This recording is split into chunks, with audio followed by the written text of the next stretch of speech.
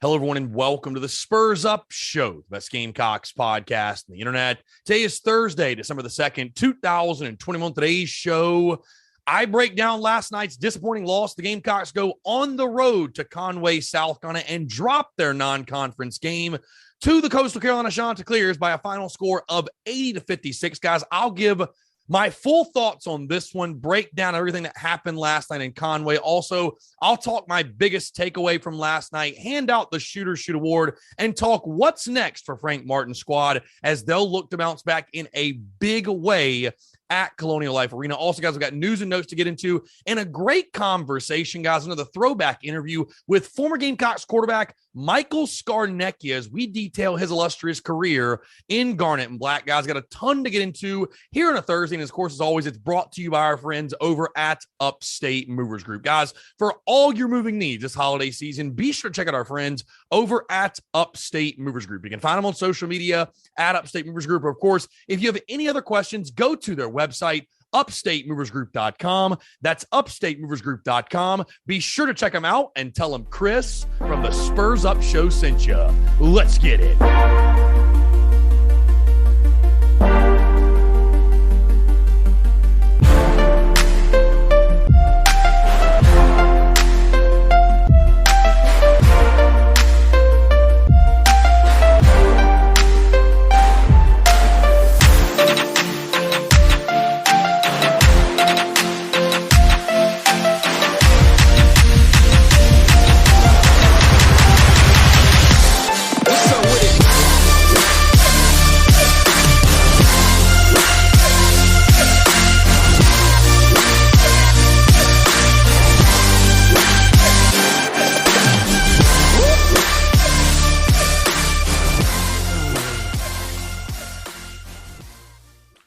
A tale as old as time, a song quite literally as old as rhyme.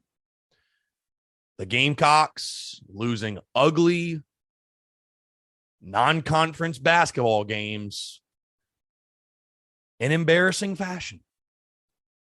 We've seen the movie before, and the ship still sinks. Folks, happy Thursday. Hope you're all doing well. By the way, I'm Chris Phillips, host of the Spurs Show, as always. Appreciate you all tuning in. We've got a packed show, and I apologize for starting your Thursday off on such a somber note. But when you are recording after what I just watched, what we all just endured, it is hard to look at things glass half full and in an optimistic light. Maybe I'll go back to Gamecock Football Twitter and rewatch their hype video they posted on Wednesday night to get me going. But either way, we're here. We're kicking it here on a Thursday. And again, folks, for those of you who have braved today's podcast, I really do truly appreciate it. Because again, of course, I'm Chris Phillips, your host of the Spurs Up Show as always. Again, I hope this show finds you, and no matter where you are, what you're doing, whether you're on the commute, in the office, or the job, you've got the day off, maybe you're in class, whatever it may be. Again, folks, thank you so much, and very excited to chat with you here on this Thursday. Guys, first things first, before we really get rolling, just a couple of housekeeping items and things I want to let you guys know about. First thing, this weekend, very excited to announce, I know I haven't really been plugging this a ton of late, but excited to announce we are officially, once again, yet a sponsor of Thread Affair, an event that will be showcasing the best in young and up-and-coming entrepreneurs, and those specifically in the vintage apparel game. We are sponsoring that event. It will be held out at Noma Warehouse this Sunday. Noma Warehouse, all the details are on our social media, begins at noon, runs all day until 5 o'clock. Guys, again, I can tell you this. If you like vintage apparel and clothing, and yes, I'm talking Gamecocks also, this is a must-go-to event for you. Again, you can start on your Christmas shopping. You can get some fresh fits for yourself. But again, very excited and proud to yet again sponsor Thread Affair, our third time doing so. So again, guys, I wanted to let you know this Sunday, December the 5th, be sure to make your way to Noma Warehouse. Going to be a great time. It's a great event. Again, you're also supporting young up-and-coming entrepreneurs as well. So again, make your way out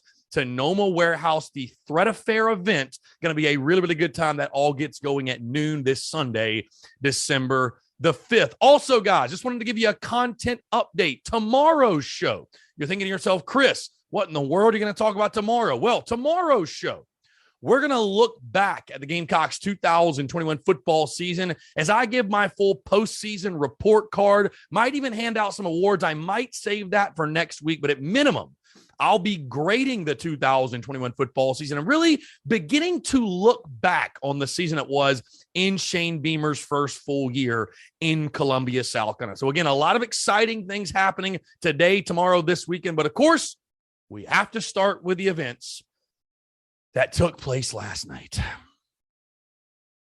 And like I said, guys, off the jump, just quite literally a tale as old as time. Probably something that yours truly should have seen coming.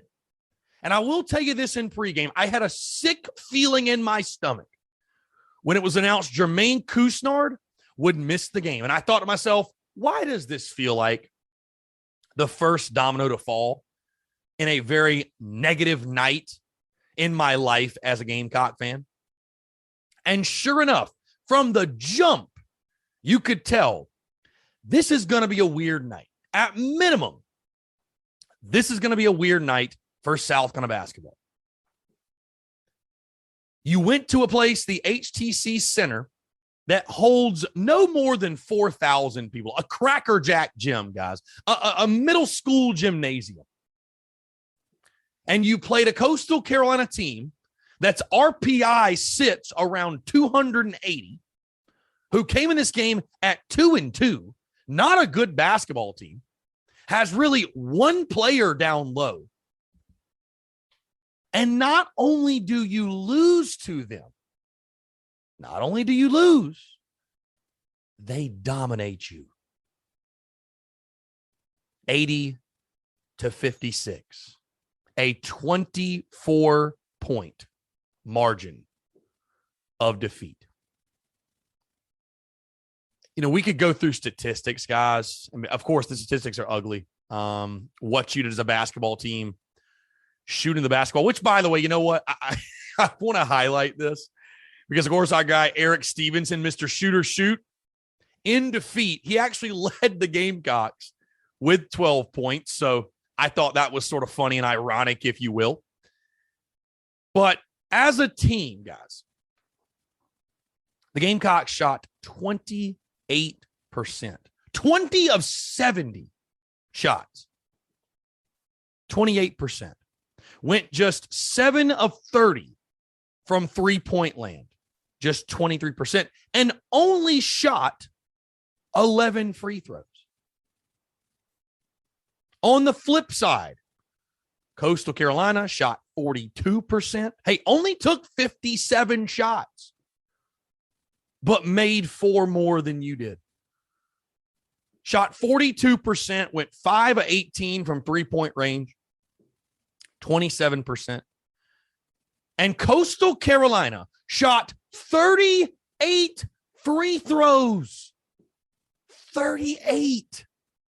That is insane. And made 27 of them, 71% from the charity stripe. Leading scorer for Coastal, of course, the Esam Mustafa kid we mentioned, was leading them in both points and rebounds per game coming into this one. And sure enough, he did it again. 23 points, 13 rebounds in this ball game. But really, as a whole, guys, what I hate about this game last night, outside of the fact that you got thoroughly embarrassed by not a great Coastal Carolina team, and the fact that this is yet again another loss, another non-conference loss early in season that will undoubtedly kill you late in February when you're trying to make a push to get on the bubble and possibly be playing basketball in the big dance, which is the ultimate goal. No, you know what really kills me, guys, because I see it on social media. And, you know, I do this enough to where I feel like I have a pretty good feel on the pulse of the fan base and the temperature of the fan base and the mood of the fan base and how everyone's feeling regarding our Gamecocks.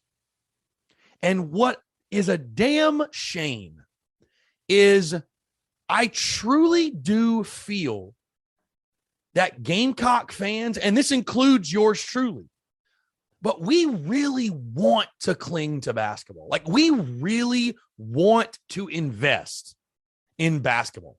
We want to invest our time. We want to invest our resources. I mean, hell, we love the University of South Carolina. Of course we do. But this is a fan base that is so hungry and starving even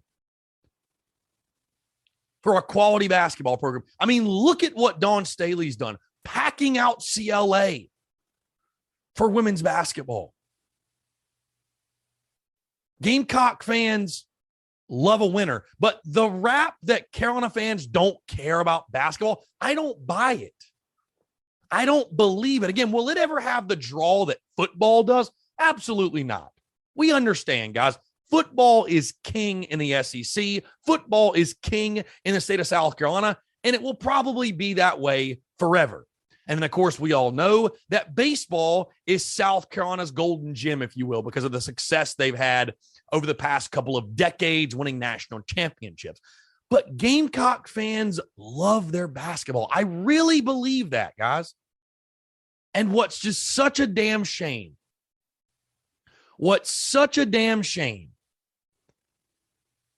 is it's games like this that make it so tough for people to get invested, make it so tough for people to invest their resources, their time, their energy, their money.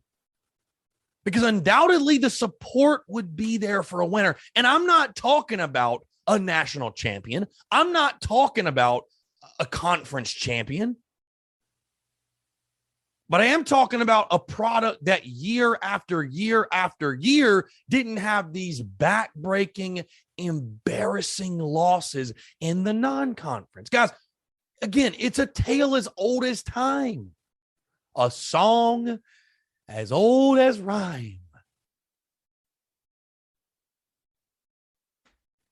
Anybody ever seen Ice Age? You know, Sid the Sloth?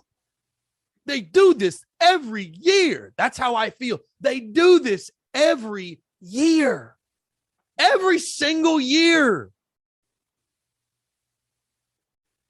And I'm not sitting here calling for Frank Martin's head yet. I'm not doing that. We are 7 games into the season. 7 games. I'm not going to fire up that train. I know many of you will, and many of you are tuned in to see if I will. I'm not doing that. That's not what I'm here doing today. What I am here doing is venting my frustration. Because again, I've told you guys many times, I've been very transparent that basketball is not my first love. Basketball is not my favorite Gamecocks sport to watch.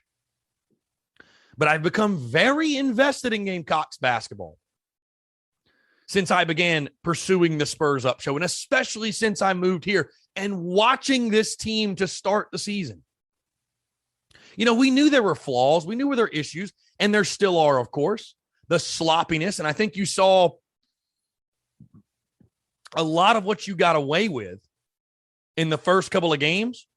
You saw that come back to bite you in that game last night.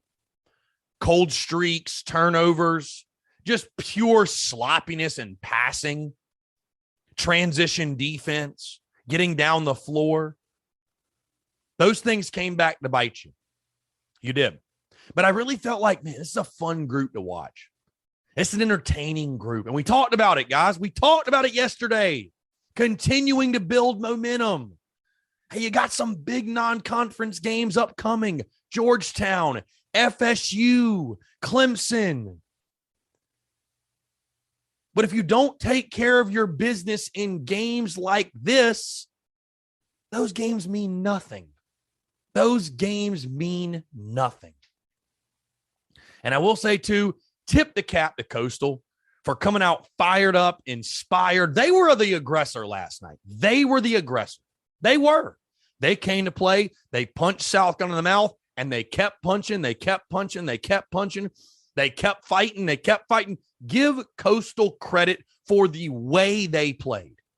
Are they a great team? I don't think so. I don't think so at all, but they played their asses off and they whooped our ass. So give them credit where credit's due. But there's no way to spin it, folks. This is a pathetic, pitiful, embarrassing loss. And it is the latest in a long line of pathetic, pitiful, embarrassing losses in the last few seasons, especially since the Final Four run. And I just sit here, guys, here on this Thursday, just frustrated, just upset, just embarrassed.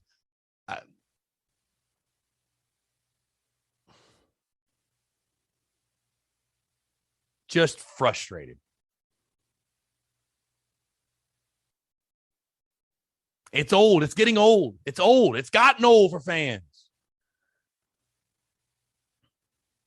Fans' patience has run out, man. Men's sports across this entire athletics department have struggled for years. And again, nobody's asking Gamecocks basketball specifically to go win a national title. Nobody is.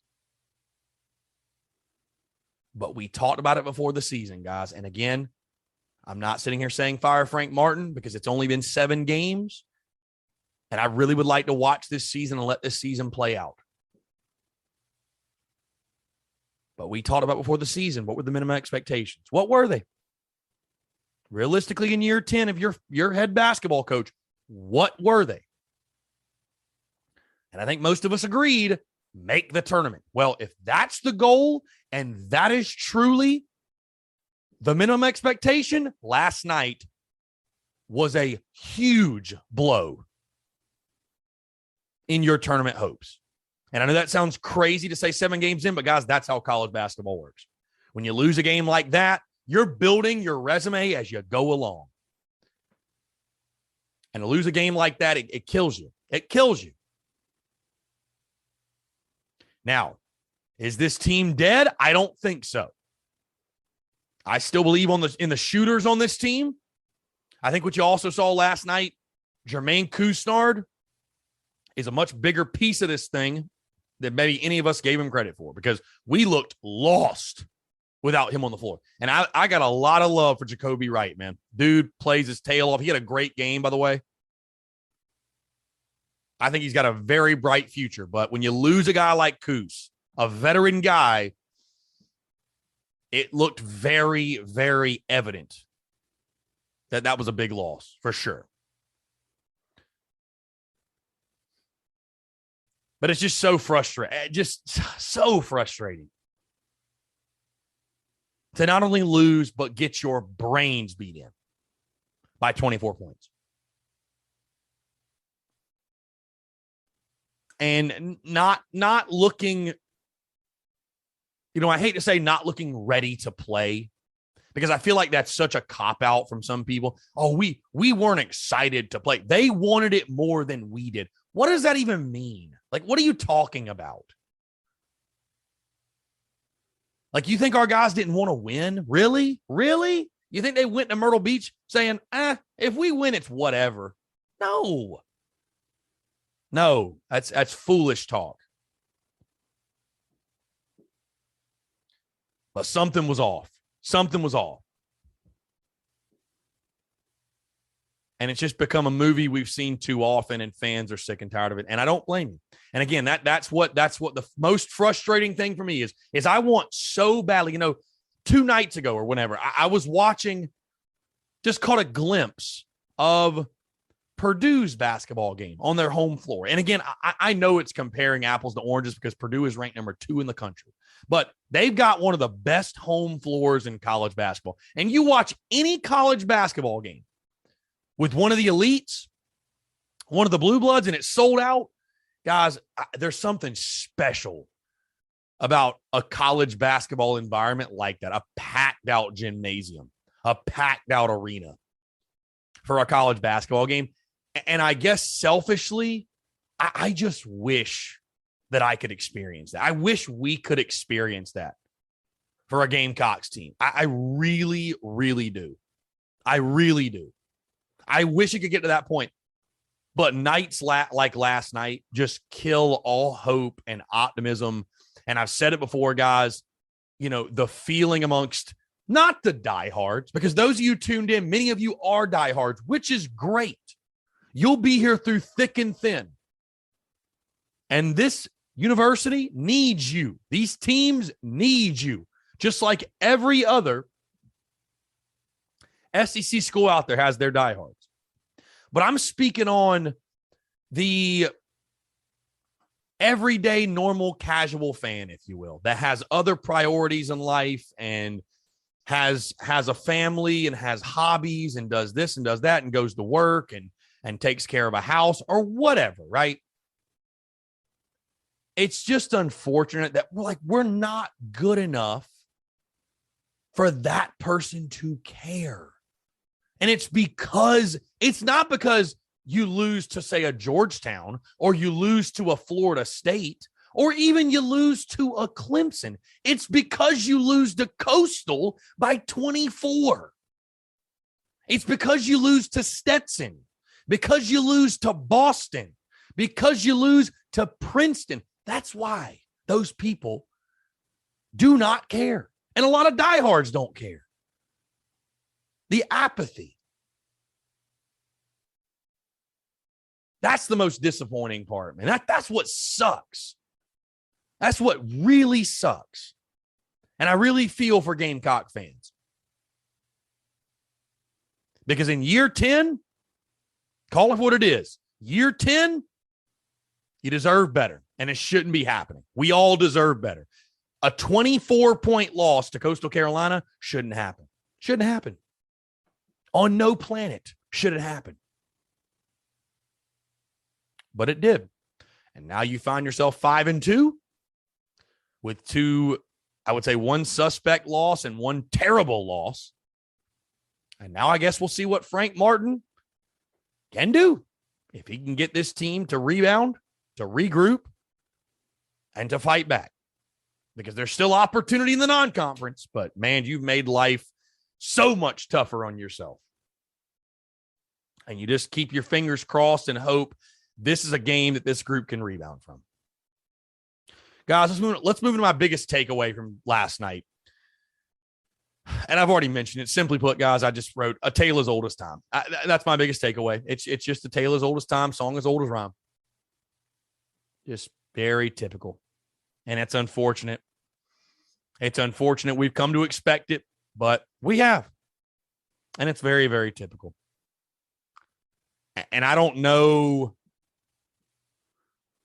like how moving forward that changes. I don't know how you go into a season and say, okay, let's just, I feel like because when you put it at the forefront of your brain, like, all right, let's make sure we don't lose a bad non-conference game. It's almost like you're speaking that into existence that you're going to lose a bad non-conference game. You know what I mean? It's become so second nature for us to do it that we do it every year. But it's a tale as old as time. That's it. Just Carolina losing death taxes and Carolina losing a bad December non-conference basketball game to a lesser opponent in blowout, embarrassing fashion. It never fails. All right, guys, let's move to my shooter award on a more positive note again. I talked about this kid a little bit earlier. Had a great game last night and really loving what I'm seeing from his game thus far. That is the freshman, Jacoby Wright. Jacoby with 11 points, 4 for 8 from the field, 3 for 5 in three-point range, 4 rebounds, 2 assists. Again, I love the way this kid plays the game. I know right now there's some things he has to fix, a little bit of sloppiness here and there with the passing and turning the ball over, but overall, love his game. Think he has a very bright future. And again, he was asked, it was a great task asking, hey, you're going to start in place of Jermaine Couisnard? I thought he did a good job. So again, our shoot award goes to the freshman, Jacoby Wright. And then finally, guys, what's next for Gamecocks basketball? Well, South Carolina will look to rebound this Sunday, December the 5th, against the Georgetown Hoyas, a 2 p.m. tip on SEC Network at Colonial Life Arena. Again, guys, trust me, I get it. I'm not going to sit here and tell you, hey, show up, show out, be loud, let's pack CLA. I get it, man. I get it. Losing that game to Coastal, it takes so much of the wins out of the sails of what that game really could have been. And that's truly unfortunate.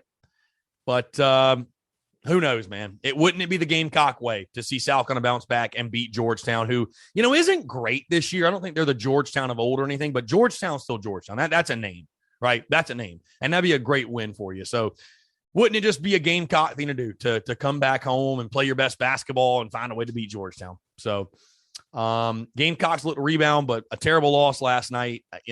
I feel for Gamecock Nation. I know I get it. I get it. Football's king. I know. I understand. But I think this one hurt last night. We so desperately want to see basketball get back to the heights it was in 16 to 17 or even close, just making the tournament. And it's games like last night. It's losses like last night that damn near eliminate those hopes completely. So hopefully I'm wrong. Hopefully it starts Sunday. You can turn this thing around, bounce back, go on a run. Got a long way to go. A lot of basketball left to play this season. All right, guys, let's get into news and notes, and then we'll get in our interview. And really the only news and notes that I have is the rumors regarding football continue to swirl. The first one came out yesterday. Josh Vann sounding like he will return next season. Again, nothing official there, but it is sounding like he will return for Gamecocks football, which would be a huge boost. What is going on in the transfer portal with Oklahoma tight end Austin Stogner, Spencer Rattler, all these players from Oklahoma, Shane Beamer going out to Norman, Oklahoma. What's he doing out there? Guys, I can tell you this. Shane Beamer's going nowhere. End of story, period, point blank. Don't believe any of the silly articles or whatever you see. He's going nowhere. But Austin Stogner might be coming and feels like he is going to be coming to Columbia, South Carolina. We'll keep an eye on that. And then, of course, guys, rumors with the offensive coordinator stuff. Is Satterfield going to stay? Is Satterfield going to go? I'll tell you what, I give credit to everybody that's tuned into the Daily Crow because the conversations on the Daily Crow regarding Marcus Satterfield have been as spirited as any combos we've had about anything all season long. So, again, thank you all for rocking and rolling and giving us your opinions. It has been absolutely incredible. But again, guys, obviously we'll be watching all the things I mentioned and more, also recruiting over the next couple of weeks because things are only going to heat up even more, I think. So whatever new developments there are, we will let you know. And also, guys, of course, I will remind you, this is a great time to join the Big Cock Club because there's a lot of stuff for our members in our Discord that, I'm not putting out there on social media and the rumblings and stuff like that. If you want to be in the know, patreon.com/Big Cock Club. You can go to our social media. The link is in the bio there in our link tree, Big Cock Club. If you want to join, get access to the Discord. You'll have access to all that information behind the scenes, and it's what's going on right now. All right, guys. Hey, appreciate you all tuning in. Fantastic stuff on a Thursday. It's not over yet, guys. A great throwback conversation, throwback interview with our guy, Michael Scarnecchia. This coming all the way from August of 2019, a very old conversation, but a really great one. Again, it's been awesome to bring back some of these old conversations to life, and I'm excited for you guys to hear this one as Michael really details the realities behind his career at South Carolina, the ups, the downs, and what he went through as Gamecocks quarterback, playing for Steve Spurrier, getting his chance against Mizzou, of course, and the rest of the Muschamp era and all that good stuff. So again, guys, a really great conversation. I know you're going to enjoy. And again, thank you all so much for tuning in here on this Thursday. Folks, again, appreciate you all tuning in. Have a great rest of your day and enjoy this conversation with former Gamecocks quarterback Michael Scarnecchia. All right, joining us today on the Spurs Up Show is a man who just finished up his Gamecock career, played for the Gamecocks from 2014 all the way to this past season, led the Gamecocks to a very memorable, one of the most memorable comebacks in the South Carolina's 37-35 win over Missouri. He's gracious enough to give us his time and join the show. I want to welcome to the show Michael Scarnecchia. Michael, again, appreciate you having you on, man, and it's a pleasure to speak with you. Yes, sir. I appreciate you having me on. Absolutely. So let's start back from the beginning because I was taking a look. You're obviously from Fleming Island, Florida. Everyone that knows you're the last Spurrier quarterback, if you will, at South Carolina. But let's go back to kind of your recruitment. Growing up, who were you a fan of if you had a team college-wise? And were you a big Steve Spurrier fan? Is that something that eventually led you to pursuing to play at South Carolina? Growing up, well, I was originally born in Ohio, but most of my life was in Florida. So I grew up an Ohio State fan, surprisingly enough. And then that all transitioned and kind of changed out when I started getting recruited by colleges. Because, I got to start being more open-minded. I wasn't going to go to Ohio State. And I started the recruiting process. It went well, a bunch of schools looking at me. I didn't get many offers from a lot of schools because I started the process late. But, I was Miami, Arkansas State, UAB. And then surprisingly enough, there was one camp left in the summer, and it was South Carolina, and it was the end of July. And so my dad was like, hey, let's go do it. So I went up there, went up, did the camp. It was a one-day camp. Spurrier came up to me after the camp, and he said he really liked me, liked what he saw, and he said he was going to be in touch with me throughout my senior season. And so about halfway through my senior season at Fleming Island, he called me and offered me a scholarship himself. So that was pretty cool. And, going back, my bad. Spurrier, me and him grew a connection because he was the one doing the main contact with me. So me and him got pretty close, and we still actually communicate to this day. Yeah, I was going to ask you what that relationship was like, because I think for each South Carolina quarterback, we've had the opportunity to talk to a couple guys, Stephen Garcia, Perry Orth, a couple of your former teammates, just about their relationship with Steve Spurrier. And we've all heard the stories and know that being a quarterback under him it's not the easiest thing in the world. And I know that he was someone that stayed in contact with you and hit you up after the Missouri game or even the week leading into that one this past season. But just talk about the impact that Steve Spurrier had on you, not just on the football field, but off the field as well. So on the field, the biggest thing I took away with Spurrier is the way you can manipulate defenses with your eyes, your body movements, how you can do that kind of stuff in a game, and also mental toughness, because as you said, he's not the easiest with his quarterback. So, you can't go out there and kind of be soft or take anything he says to heart and think he's trying to be mean to you. He's just trying to get you ready mentally for what you're going to go out there and prepare with, because these fans are, you see what fans are just as ruthless with what they say to the players. So you have to go out there and have a mental toughness about yourself that nothing is going to affect how you play or how you think or the way you focus. And off the field, Spurrier was kind of like there for me for a dad. Like he was, in a way I could go talk to him about stuff, and he was actually pretty open about it. A lot of people think he was closed off and wouldn't really open up to people, but he would talk to me in a way that would help me out, whether it's adapting to the college lifestyle, the college football lifestyle, that kind of stuff. So in a way, that's what he helped with. Absolutely. So 2014, your freshman season, you redshirt. 2015 obviously was a very interesting year for South Carolina football, a tough year, if you will. Gamecocks go 3-9. Obviously, you're in the middle of a quarterback battle with you, Perry Orth. Lorenzo Nunez was still there as well. And obviously, again, like I said, that was a tough season. Steve Spurrier obviously resigning, I think, about 2/3 of the way through the year. Just talk about that 2015 season, because I'm sure, coming up in high school, you had seen the success South Carolina had from 2010 to 2013, those dominating stretches. Then obviously the program, went astray a little bit. Just talk about that 2015 season and what it was like going through that. It obviously wasn't easy because we went 3-9. It was a tough season. It just makes playing football difficult. But I think the biggest thing, and this is one thing that Coach Muschamp has changed. Spurrier was a great coach, and he did a lot of amazing things with this program. But nearing the end of his career here, our team, it didn't feel as much as a family as it does now. Now, don't take that away as I'm saying we weren't a family, because a lot of us got along. But I think there's a lot more of a family unit with Muschamp. And, going through that season, it was difficult because it didn't seem like sometimes everybody had each other's backs. But that the culture is changing with that. And, it was tough going through that season. But you learned a lot from it. You learned what you don't want to happen. You learn how to prepare better.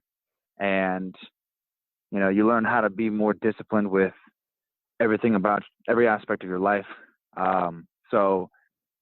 It in a way, it taught a lot of lessons for us to start trending towards being great and winning more games and trying to get to that championship status. Absolutely. So you talked about obviously having each other's back and being a family. I know one guy that you're really close with, and I'm pretty sure still close with, is Perry Orth.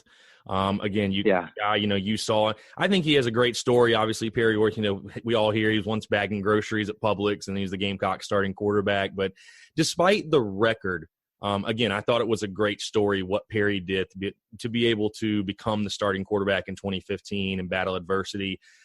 Talk about what that meant to you to see someone who was such a close friend, kind of break through and have success at, the highest level in the SEC. I mean, I thought it was awesome, especially early in my career. I mean, pretty much through my whole career. Obviously, I didn't get the playing time that I thought I deserved, but that didn't take away from me being a teammate. But watching Perry, because you don't see many walk-on kids coming on a program, especially a quarterback in an SEC school, coming in and earning a starting position. And, especially with the type of adversity we were facing all season when he was here, he held his head high. He performed. He tried performing at the best of his ability. He approached every week like it was a championship week. So, his mentality and his mental toughness and everything about him really motivated me, because at the end of the day, a lot of things didn't go right in the way of how I wanted South Carolina to go for playing time. But because of watching him and how he prepared and the mindset he took to approach how he's going to be a quarterback in South Carolina, because coming on as a walk-on, you don't immediately think you're going to be a starter. So you have to have that mindset and that focus and the discipline to come in and just prepare every day like you're going to be and hopefully get your shot. So, he taught me that kind of stuff, was the focus and the discipline to come in and prepare, and don't let anything really affect your mindset and your goals.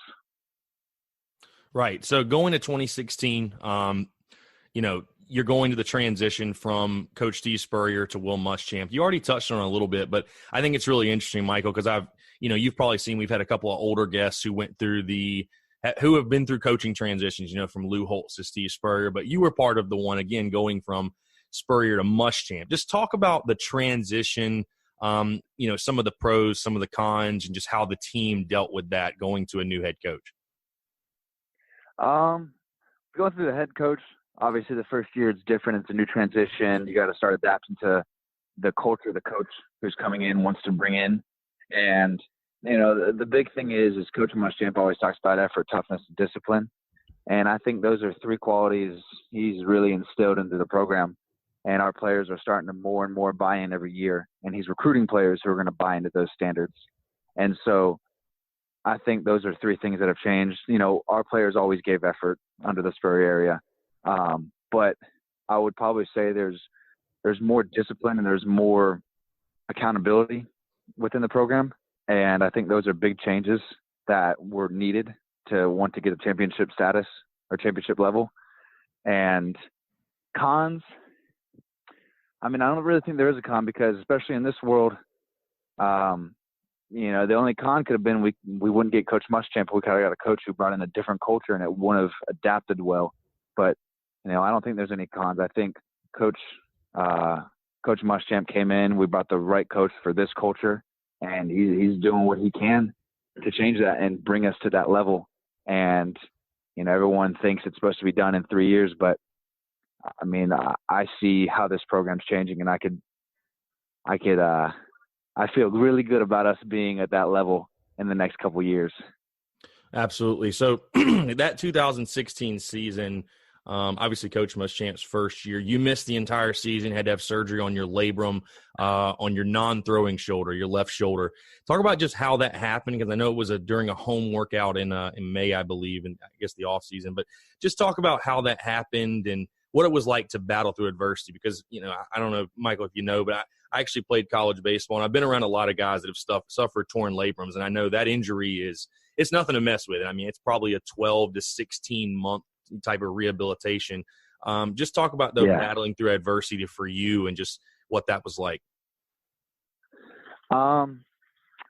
So my bad, I'm outside and there's two cats fighting right now. But no, so the injury, it stemmed from one day at practice. I don't know. I think we were live and I got tackled and I fell with my arm up and my shoulder popped.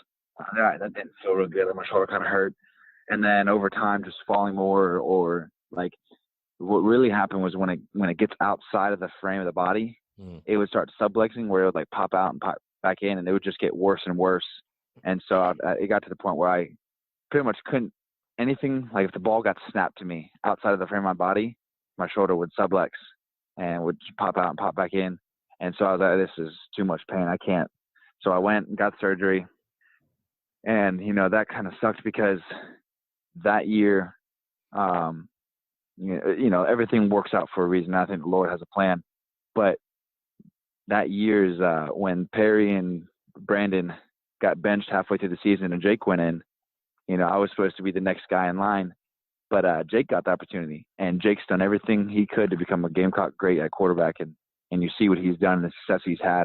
So taking nothing away from him, but, it's like you look at that, looking back on it, like, man, if I would have never got hurt, that would have been me potentially out there, or me now potentially out there playing. But, through that injury, honestly, that injury brought me a lot of knowledge because it changed everything about my mindset towards football, towards playing time. I realized that at the end of the day, we all have a role to play. And maybe that role is for me to come every day to the stadium and have a positive mindset and a positive attitude. And maybe that will change just one person's attitude. And I wanted to be the best teammate and make everyone around me better, whether that was doing practice squad or the backup QB for the defense, whatever it was, or starter. If I was the starter, I wanted to be the best teammate I could be. And it changed my mindset because football, I realized this from the injury, is a lot of people find their identity in football. And, for the long time I did. And, that changed through the injury because I was like, man, if I rely solely on football and my happiness is through football, then it's going to fail me.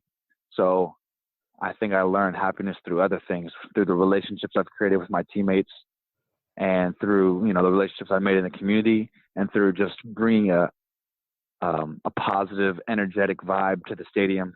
And, my teammates have noticed that, and they've told me, you bring an energy that's sometimes much needed for me. And, that stuff, those comments mean more to me than anything.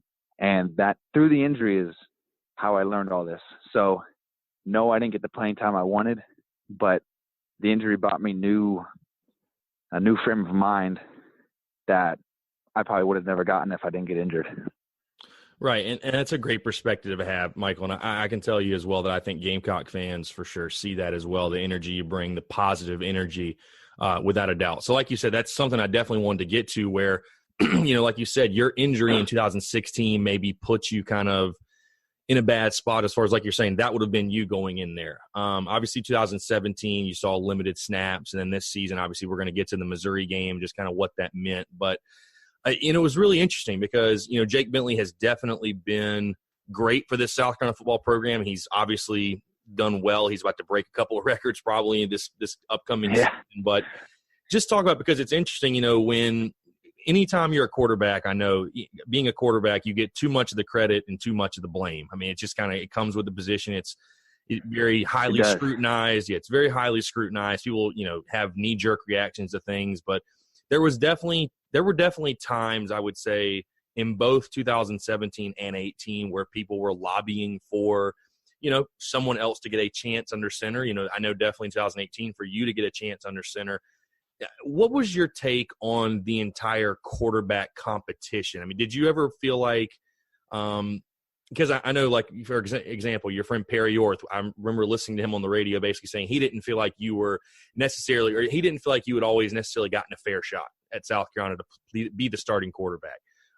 What do you see to that? Is there, do you feel the same way? I mean, what's your take on the entire situation? I can never speak on what goes on behind closed doors, whether I got a fair shot or not. I believe I did.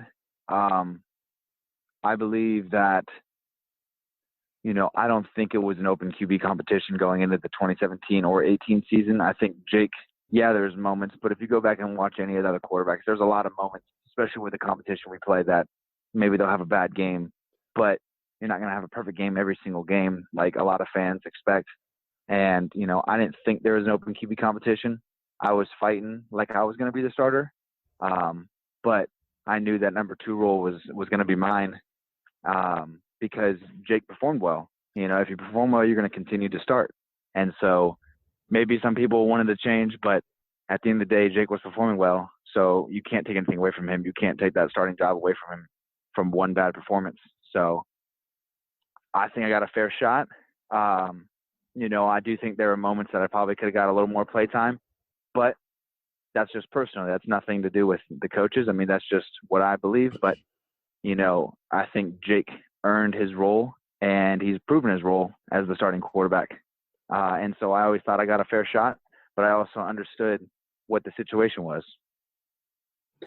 Absolutely. So talk about, I'm curious to hear about your relationship with Jake Bentley. Obviously, you've known the guy now for a couple of years. His red shirt gets burned in 2016 and really turns the season around. And, obviously the rest is history, we all know. But just talk about what your relationship is like with Jake Bentley when you were playing, obviously, and currently.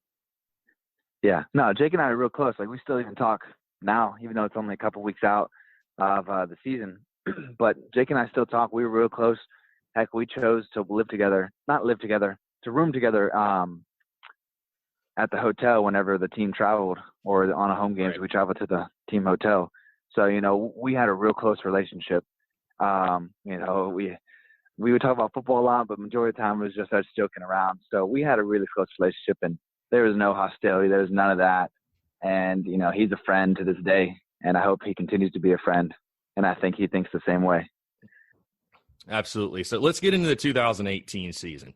An interesting year for South Carolina football for sure. We'll start at the beginning. You get some playing time against Coastal Carolina. Had a beautiful touchdown pass in that one. The Georgia game was very hyped the entire offseason. And, obviously Georgia kind of showed why they were the number 2 team or whatever they were ranked at that point in the country, top 5 team in the country. Pulled away in the second half. I think you guys put up a really good fight, just were a little undermanned on the defensive side, at least in the second half. But talk about the impact of that game, because I know some, and I think I can speak for some when I say that. I feel like there was so much emphasis put into that game in the offseason. There was so much talk that when South Carolina lost that game, it almost felt like almost a deflating feeling, if you will, or there'd be almost like a hangover effect for the next couple of weeks. But just talk about that game in general for you guys, what that was like, and do you think it had any long-term or lasting impact on the season? No, I don't think there was long-term. Now, I can't speak for everybody, but majority of the guys, I believe that it didn't have a long-term effect. It hurt, definitely, because a lot of us, everyone sees it. Everyone sees Georgia's winning the East every year, or at least these past couple of seasons. So, beating them is huge. It gives you a new confidence thinking you're going to win the East.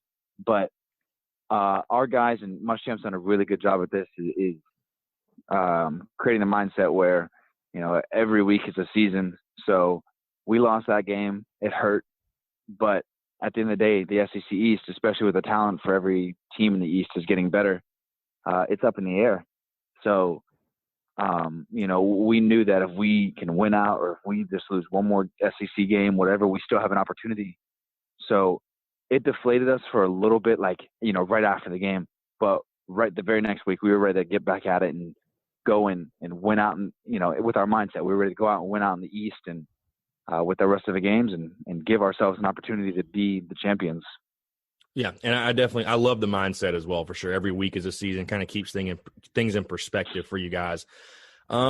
Kentucky, talk about, Michael, just in your opinion, what has led to the current 5-game losing streak to Kentucky? Because I think a lot of people would argue that, maybe all of the wins where Kentucky's beaten South Carolina, they weren't necessarily more talented or even a better football team, but the games have just panned out the way they have. And again, Kentucky currently on the run. In your opinion, what's been the biggest thorn in you guys' side as far as finding a way to beat those guys? I think it just comes down to simple execution.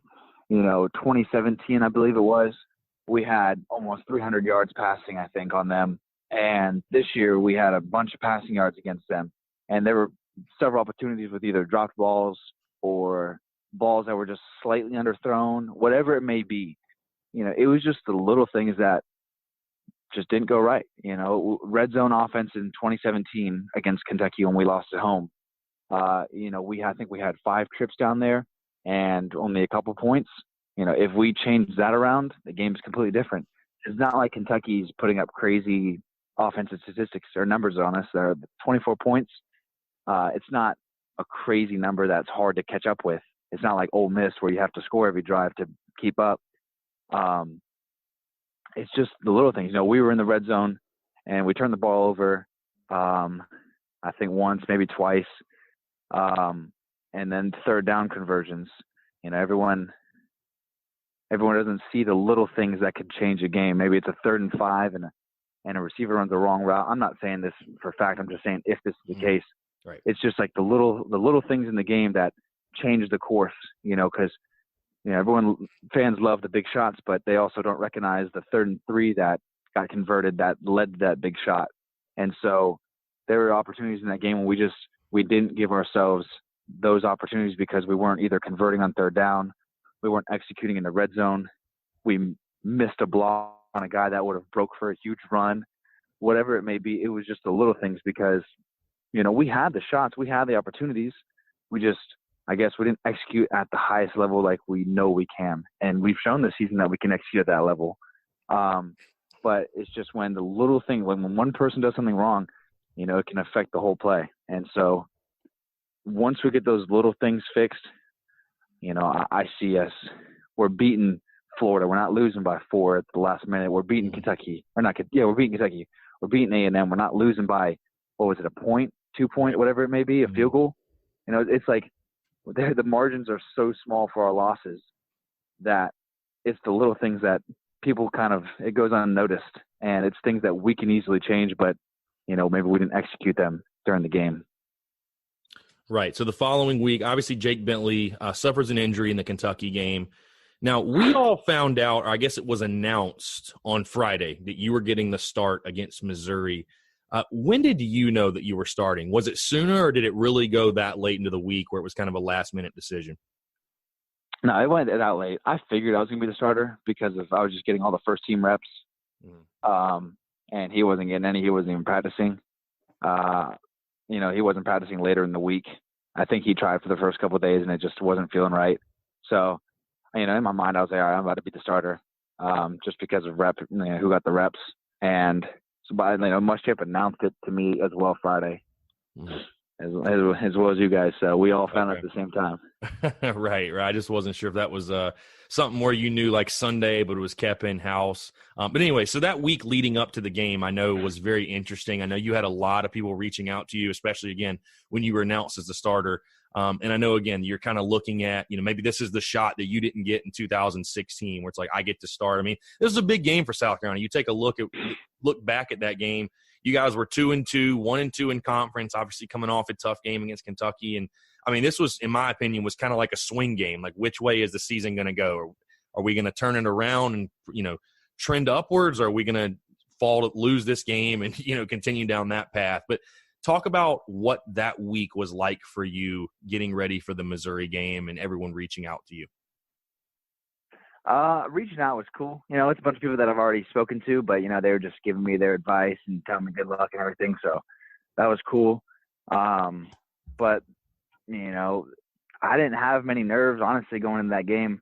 I don't know. I just felt really calm with all my preparation through that week. I felt calm going into the game. So, a lot of people probably expected me to be real nervous and the anticipation for the game is just high. But honestly, I kind of just had everything, my anxiety level was high as well. But honestly, I was pretty calm through the whole week. I prepared like I always do, just in case, I may get that start or I may get in the game. But this week I knew I was. And so, maybe I spent 30 more minutes studying film, but I've always been really diligent with how I study film and my preparation, knowing even though I'm the backup throughout all the seasons, I always prepare like I'm going to be the starter, and nothing changed with this week. Right, and your stat line, 20 for 35, 249 yards, 3 touchdowns, no picks. It definitely sounds like to me that it's, a lot of people think you came off the bench and had some hero performance. It sounds like more like to me you're a guy, again, that just put in the work, kind of bided your time and knew that if you got the opportunity, you were going to excel. Obviously, this game, though, came down to a Parker White field goal. You guys are down, I think, what was it, one with, I think, about a minute left. You lead the final drive, hit Kyle Markway on a big-time play over the middle to get you guys in field goal range. Just talk about, because, again, like you're saying, there were no nerves, but I can imagine that moment there are a lot of things going through your head. What was that like leading the guys down the field for that final drive and, eventually the game-winning field goal? So, a lot of Kiwis will go and pump everyone up and get ready for the final drive. I kind of, I told everyone, let's go do this. But like before I kind of stood over in the corner by myself and just, sat there, took a breath and locked myself in because I knew what had to be done. And so, I just, for like about 10, 15 seconds, I just stood by myself and just like focused in on getting ready on what I had to do. And, we prepare a 1 minute drill at a time. So it's nothing new, but the scenario is a little different because it matters more. But I just I told the guys, like, hey man, we're going to go do this. And I took about 15 seconds, took a breath and locked myself in and prepared myself for what I knew had to be done. Have you ever played in a crazier game? Because I know watching it again, it's you're forecasted for a beautiful sunny day. It absolutely downpours on you. All the big plays, momentum swings, lead changes. Have you ever played in a football game crazier than that one? No, you think playing in Florida, you got a lot of rain games, but honestly, it only rained before the games in Florida, never during them. So never really played in a rain game. And we've always been lucky enough to barely have rain games in South Carolina when we have home games. So no, that was probably the craziest game. The craziest part to me though was, heck, we had after the rain delays and everything, we had about 10,000 fans maybe. And it was as loud as it was as loud as if there was 80,000. I swear. Me and some of the guys are talking about it. They were like, man, that game was as loud as if it was like a packed home game. I was like, I know. It was crazy. Yeah, I remember hearing about that. I was unfortunately unable to make that one, of course. That's just kind of how it always works out when there's a legendary game like that. But no, I definitely heard that the crowd noise levels were almost like shocking because of, like you said, there were only about 10,000 people in the stadium. After that game. Yeah, it didn't make sense. Yeah, no, for sure. But after that game, obviously you get the huge win. I know everybody's congratulating you. You got your opportunity and you made the most of it. What was that like for you? Because I feel like that's almost like the stamp on your career. Like you can look back and say, you know what, things didn't maybe go exactly how I wanted.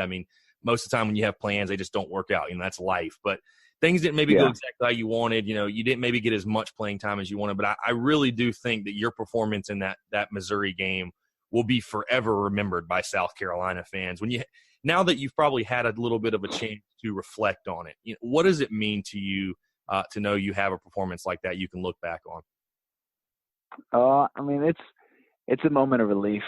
And it was kind of emotional after game two because, you prepare all this time. And in my mind, any athlete should be like this. You're good enough. And I knew I was good enough to play, especially at a lot of programs. But, South Carolina was the one where I found home. And, it was just a moment of relief because I knew I had the ability. I knew, we could do it as a team, and going out there and getting that opportunity to show everyone, I wasn't trying to prove anyone wrong or prove anybody right, but it was just a moment for me to be like, you know what, I do have it. And another thing that probably goes unnoticed, but, it plays a big role is you play the game of football, you play the game of whatever your sport is. And if you're not the one playing in the actual games, but you're practicing a lot, it's different. So, I love the game of football. I've always loved it.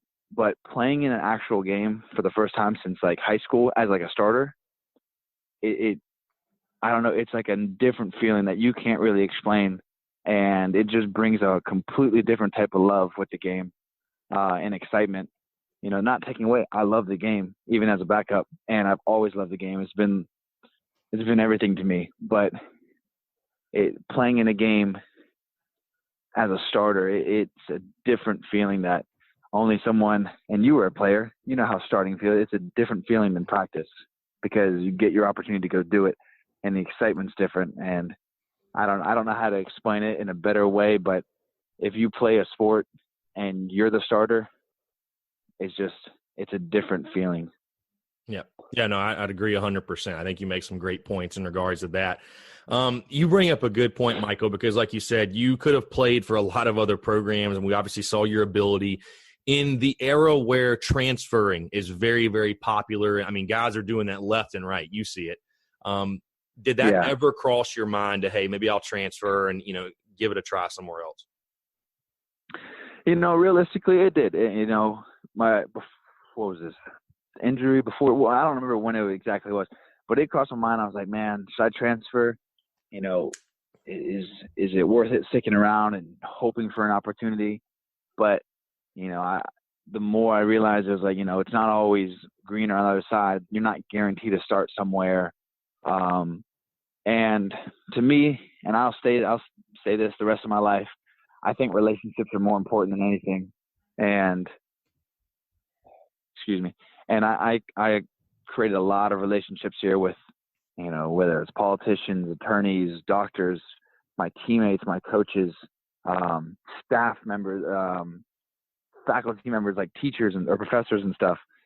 You know, the relationships I communicate with professors to this day, old coaches, all of these people, and those relationships mean more to me than playing time. Not because of connections, but because of people who genuinely care for you, and you know, they look out for your best interest. And Columbia has that type of people where, you know, they care about their players deeper than just football. And it's something I didn't want to just leave. Right. No, absolutely. So going into the next week, because obviously with your performance, Jake Bentley's health up in the air, I mean, it was a very interesting week. I know probably for you guys as well. You go into Texas, again, you guys lose that game 26-23 in a really hard-fought game and get off to a slow start offensively. I'll ask you first. Did you feel like you should have gotten the start in the Texas A&M game after the Missouri game, or was it a situation where they made it clear that, hey, if Jake Bentley is healthy, no matter what, he's our quarterback? Yeah, well, Muschamp told us he doesn't believe someone should lose their starting job to injury, and I get that.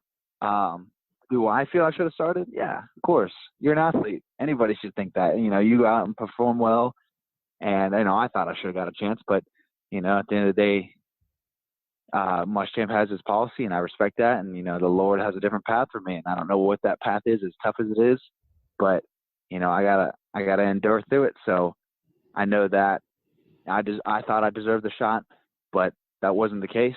And so I'm going to go out there and I'm going to be the best teammate I could be. So that was my mindset.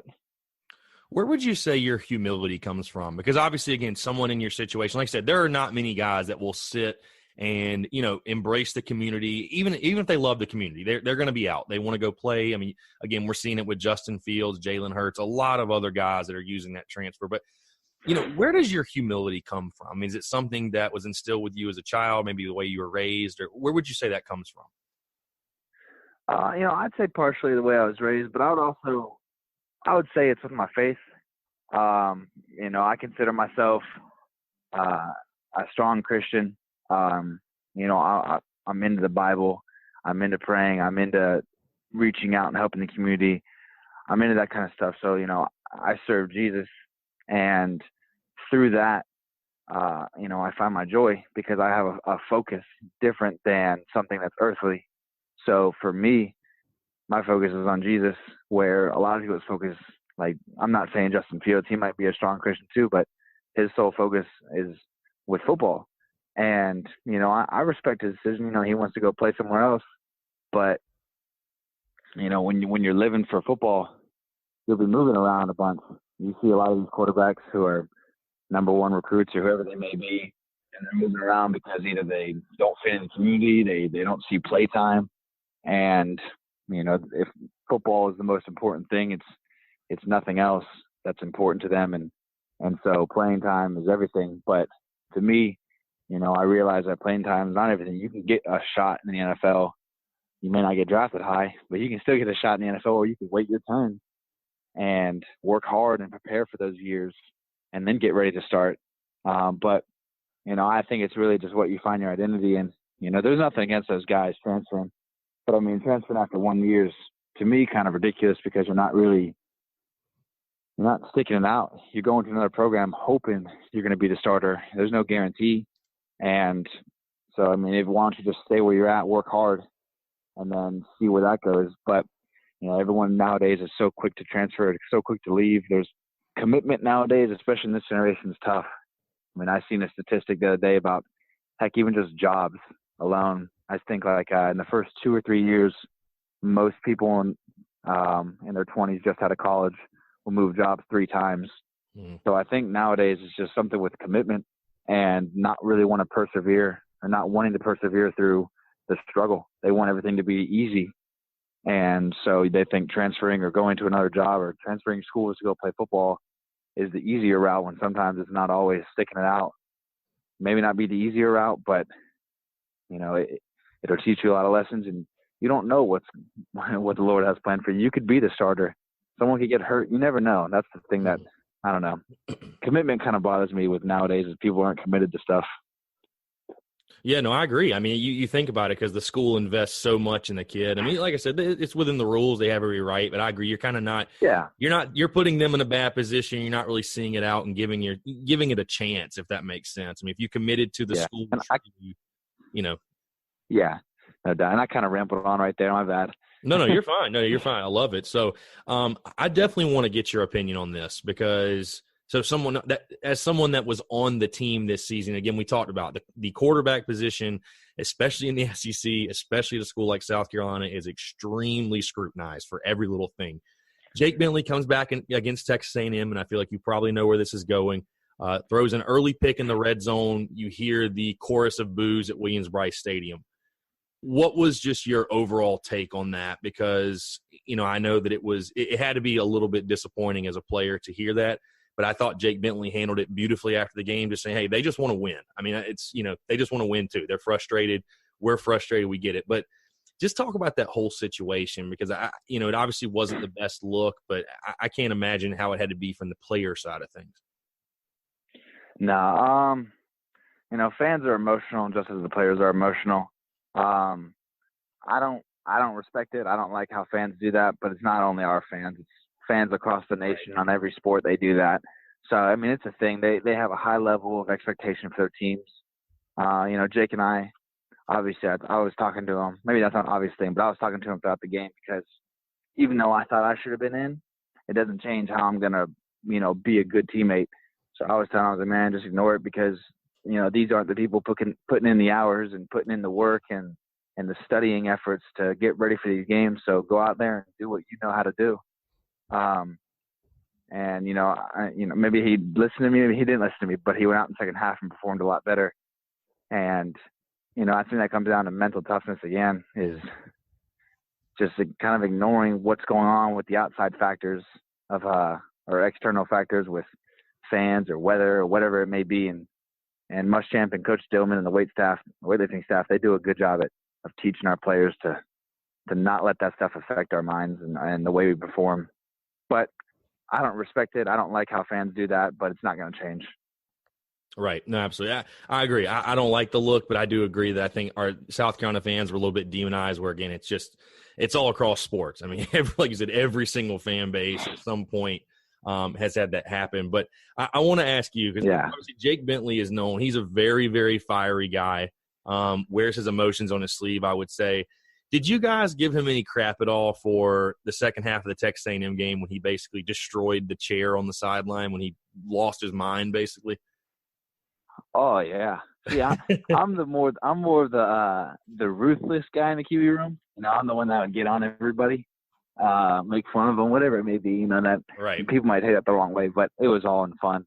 But heck, I gave Jake a bunch of crap, especially that, because he definitely wore his emotions on his sleeve. But I would always mess with him about that. People would send memes like in the QB group text and just mess with him about that.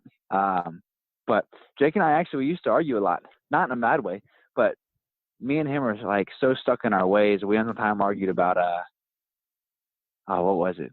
Oh, the where we sat on the QB dinner table. We argued about, he thought I was in his seat, and I told him I was in my seat and he needs to move, and we had a 10-minute argument and he ended up moving tables. Wow. So that was pretty fun. But no, me and him get along really well, but I definitely mess with him a lot, especially about his emotions, because I know how to get under his skin. Do you think going into the second half of the season that was something that he improved on? Because I'm not sure if people really noticed it, but I heard him bring it up more than once, talking about, I learned to really handle my emotions, to be more even keel. That was something he really talked about. Do you feel like that was a point of emphasis that someone brought up to him, that, hey, like, work on being even keel? It just, helps you play the game of football at the quarterback position? Or do you think that's something he kind of took upon himself, or am I just looking too far into it? I bet someone said something to him. I mean, I've talked to him about his emotions, but I never told him to change it. Maybe his dad, Coach Muschamp, Coach Warner, someone might have said something. But he realized, I think, that when you play on your emotions, it's a good thing when everything is going well. But when things aren't going well, a lot of times you'll see it on your shoulders, and your teammates will see that, and stuff just won't start going right the way you want it because people see how you're reacting and what your mood's like. So I think he's gotten better with controlling that and not showing the negative side. He still shows the positive side, the fiery side, which is good, But I think he's got really a lot better at controlling his negative side, the negative emotions that shows when he's down, if he makes a mistake. So I think that was the biggest change. I don't know who told him to change it or if it was an internal thing, but him changing that, the way he shows the negative when things aren't going right. He now consistently shows a positive attitude, upbeat attitude throughout the whole entire game, which it's good for everybody because your teammates all look towards you as the quarterback. Absolutely. So during that stretch, especially the Texas A&M game, but even moving to the Tennessee game the following week, you guys get a big win. But I know there was a point in this season or a couple of game stretch where your wide receivers weren't exactly catching everything, had some huge drops for sure in the A&M game again. And I know it shocked a lot of people. I'm sure it shocked you guys because you think about, that wide receiver unit with Deebo Samuel, Brian Edwards, Shi Smith, the Josh Vann, the freshman, a lot of sure-handed guys that look like we're struggling probably more mentally. It's not really a physical mistake. They've done it over and over. It's more of a mental thing, in my opinion. Did you guys ever, did your faith ever waver in those guys at all when they were going through those struggles? And just how did you guys uplift your wide receivers to reassure them, hey, this is something you can do and let's go get after it? We just told them, you guys have the ability. Don't let your mental side of everything affect how you're performing. Because at the end of the day, if Steph Curry's not hitting his shots, they tell him to keep shooting. So we're going to keep throwing to these guys because we know they can make the catches. They're great athletes. They're some of the best receivers in the nation. And, they're going through – maybe they're just going through a little slump. I don't know the reasoning on why they're dropping the balls except for just mental focus. But we told them, hey, man, these balls are going to keep coming at you. So you got to get locked in because we expect you to make these catches, and we know you can make these catches. And, things changed for us in the second half of the season. They started focusing a lot better. Our offense started playing a lot better. So I think it was just a focus thing. Do you think the move, Brian McClendon moving him down from the box to the field, did that have a big impact on the offense as a whole? I would say so. I think it made a bigger impact because he was able to communicate what he was thinking, game plan wise, the next series wise, with everybody. He was when he was up in the box, you can't, you can get on the phone call, but you can't talk to every single person. So he was able to start when he was down there, to be able to talk to everybody about what he's thinking about and what they're giving us. And I think it was just better because he could interact with us instead of having to just be isolated up in the box and one person hear what he has to say. Right, absolutely. So 2 games that I want to talk about specifically related to you, Michael, are the Akron game and the Virginia game. Can you explain, because I really thought you should have gotten into both games. I mean, Akron 28-3 with about 5 minutes left in the fourth quarter. That game is fully in hand. And then, unfortunately, the bowl game, 28-0 loss to Virginia, is fully in hand for all the wrong reasons. But was there any type of reasoning as to why you didn't see the field in either one of those games? Because I just feel like being a senior, for what you did, especially for the Missouri game, because, again, I think if you guys lose that game, I mean, who knows what happens, but making a bowl game, getting to that 7-win plateau you guys hit would have been much, much, much tougher. And just for momentum would have been really bad to drop that one. But, I mean, was there any reason given to you as to why you didn't see the field against Akron or Virginia? Because I feel like there were perfect times or situations where you should have been inserted into the game. Did anyone say anything to you about that? No one really said anything to me. And I didn't go searching for answers. So I don't know the reasoning. I wish I had an answer. But, I guess I know Coach Muschamp talked about the weather in the Akron game and how we weren't holding on to the ball. So that played a factor, I think, in the Akron game. Virginia, I don't really have a reasoning for that one. So, I wish I had an answer, but I don't. I have to imagine. I have to imagine, just from the player perspective, that had to be extremely frustrating to kind of just because again, you're a humble guy. You're not some guy that's going to go banging down Will Muschamp's door, causing a scene on the sideline. Like, you're a team guy, right? I mean, that's one of your best qualities. But I have to imagine internally that had to be extremely frustrating. I mean, it's frustrating. It's more frustrating because, I know I have the ability, and it's more frustrating just because it's the sport I love to play. And, any opportunity I would be able to get out and go play that game is an opportunity I would just cherish for the rest of my life. But, I didn't get those opportunities, so it's frustrating because I just love playing the game, not because of whatever other reason, just because I love playing. And so any opportunity I can get, I would love to go out. And so, again, I don't know the reasoning why, but maybe I don't know. Just go out there, perform, play well, and just hope and keep being a good teammate. But I don't know. Right. No, yeah, I was just curious. I just figured I'd ask because I know there were a lot of people kind of thinking the same thing. I was asking you just kind of why is Michael not getting a chance to go in the game? But okay, so your football career at South Carolina is over. It's crazy. Obviously, it's been a heck of a journey.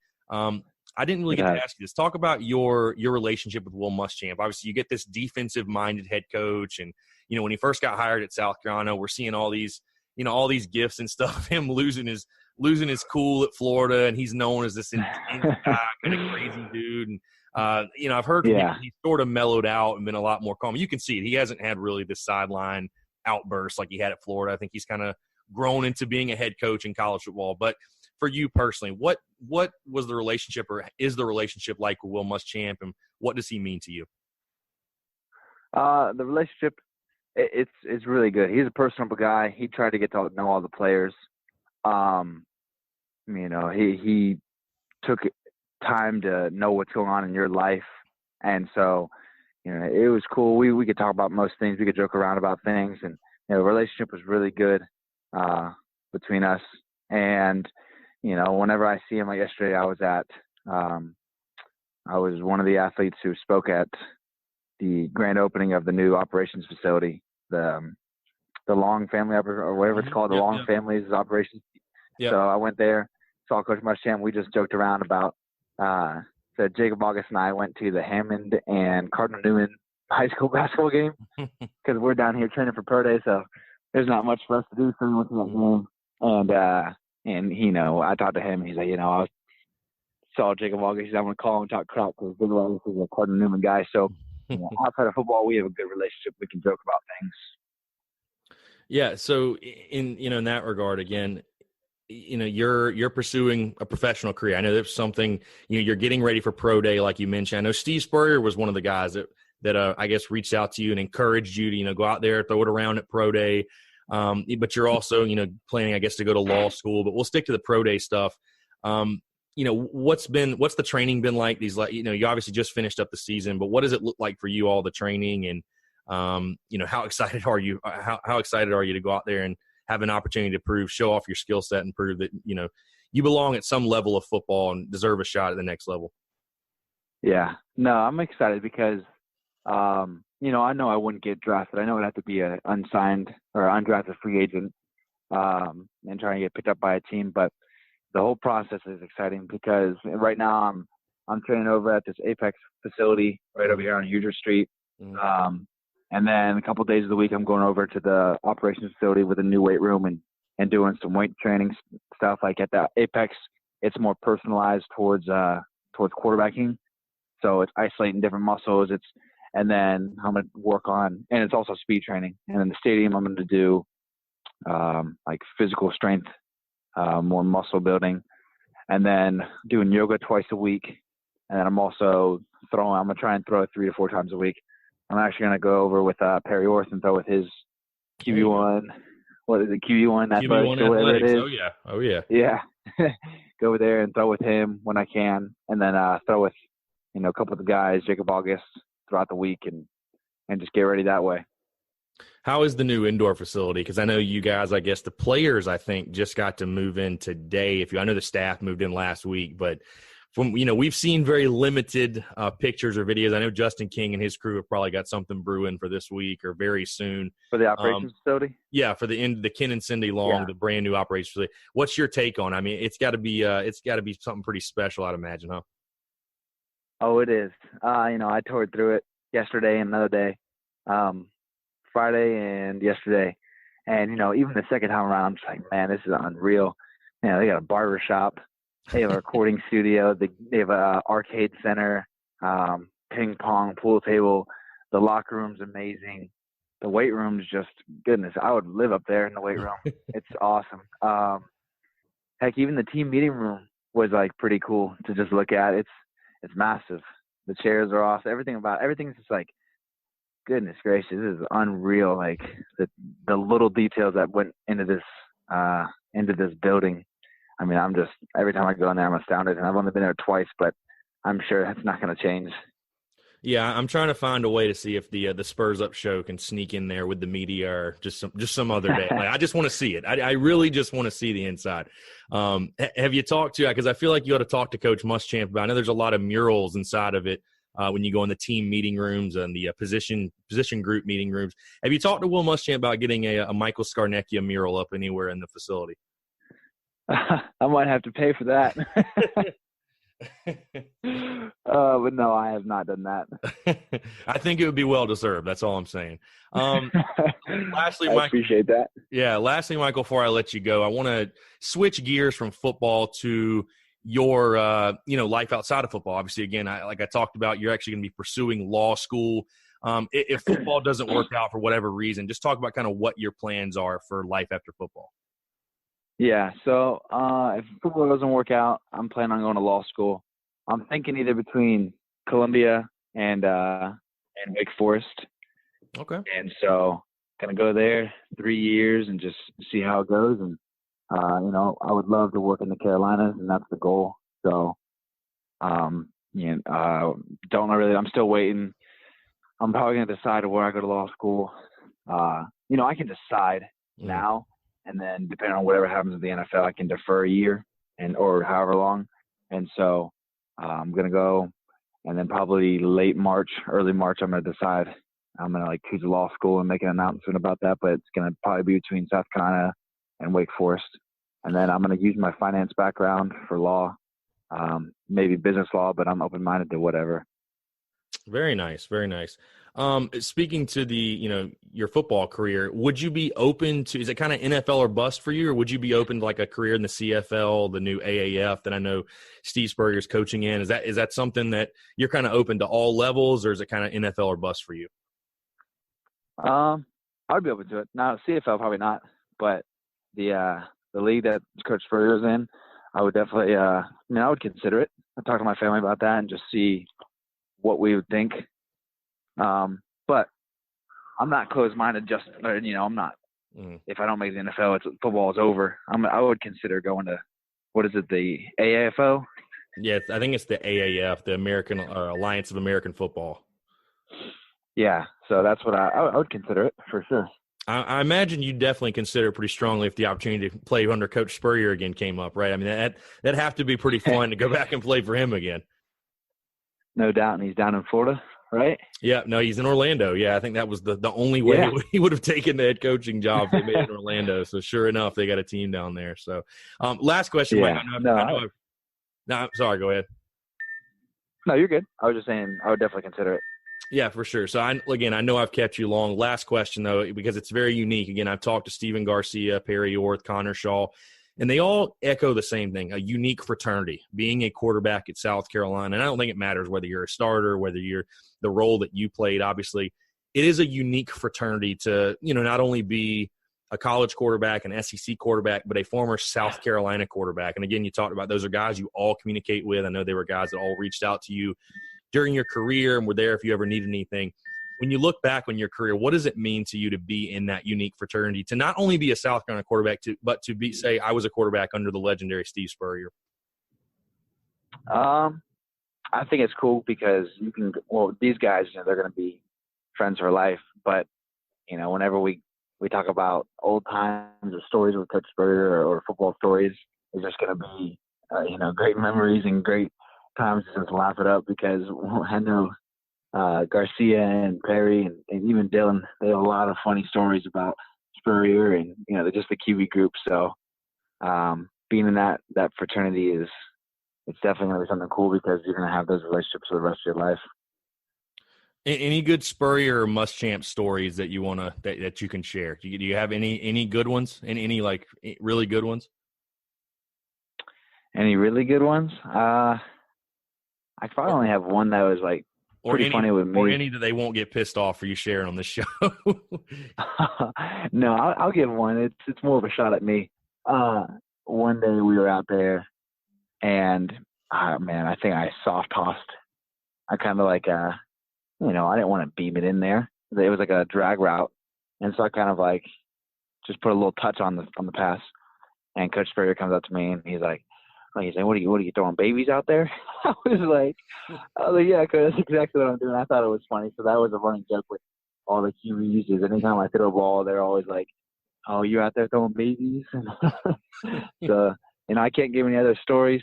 A lot of that's in-house, but, oh, yeah. I can't think of anything else that's like that funny. I mean, that wasn't that funny, but, oh God, this is killing me. When you get put on the spot and you can't think of a good story. I love it. No, I love that. I feel like every story with a Steve Spurrier interaction is golden. So we will definitely. Oh yeah, he's a funny guy. Yeah, he's a character. But Michael, really do appreciate you again taking the time, man, and obviously wish you the best of luck with your pursuit of pro day, the NFL, and whatever else you decide to do after life. Again, I just definitely want to say that I think I can speak for Gamecock Nation. We say we really do appreciate you sticking it out at South Carolina for obviously your contributions, not only on the field, but being such a humble guy and a great teammate, just a great representative of the university. So we really appreciate it.